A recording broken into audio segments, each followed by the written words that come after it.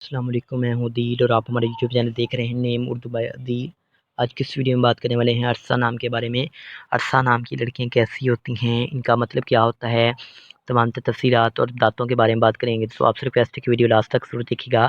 सबसे पहले बात कर लेते हैं इसके मैनी की। इसके मैनी होते हैं कोसे कज़ा के होते हैं, और यहाँ की ये कह लें 7 रंगों वाली के होते हैं। अगर तख्लीकी ज़बान के बारे में बात करें तो ये एक अरबी ज़बान का नाम माना जाता है जिनसे लड़की मानी जाती है। और अगर हम इस्लाम के मज़ाहिब की बात कर लेते हैं तो ये एक मुस्लिम नाम माना जाता है। और अगर हम इस्लाम के लकी नंबर की बात कर लें तो इसका लकी नंबर 1 माना जाता है। सही लकी नंबर के लिए आपका डेट ऑफ बर्थ होना ज़रूरी है, तो कमेंट बॉक्स में बता दें। और अगर हम इस्लाम के हमी नंबर की बात करें जो 6, 15 और 24 शामिल होते हैं। अगर हम इस्लाम की बेहतरीन वक्त के बारे में बात करें तो 9 PM से लेकर 11 PM तक इनका बेहतरीन वक्त माना जाता है। अगर हम इस्लाम के मौफ़िक दिन की बात करें तो इतवार, मंगल शामिल होता है।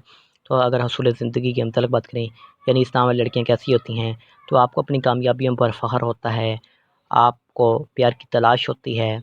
अगर हम इस्लाम के मौफ़िक दाँतों की बात करें तो दाँतों में तांबा शामिल होता है। अगर हम इस्लाम की मौफ़िक रंग की बात करें तो सब्ज़, पीला, सुर्ख़ रंग शामिल होता है। अगर हम इस्लाम के मौफ़िक पत्थर की बात करें तो पत्थर में पुख़राज शामिल होता है।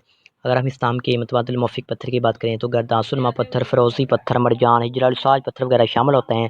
तो आपसे रिक्वेस्ट है कि हमारे चैनल को सब्सक्राइब कर लें। किसी भी नाम के रिलेटेड मीनिंग चाहते हैं तो कमेंट बॉक्स में ज़रूर बताएँ। Thanks for watching this video. खुदा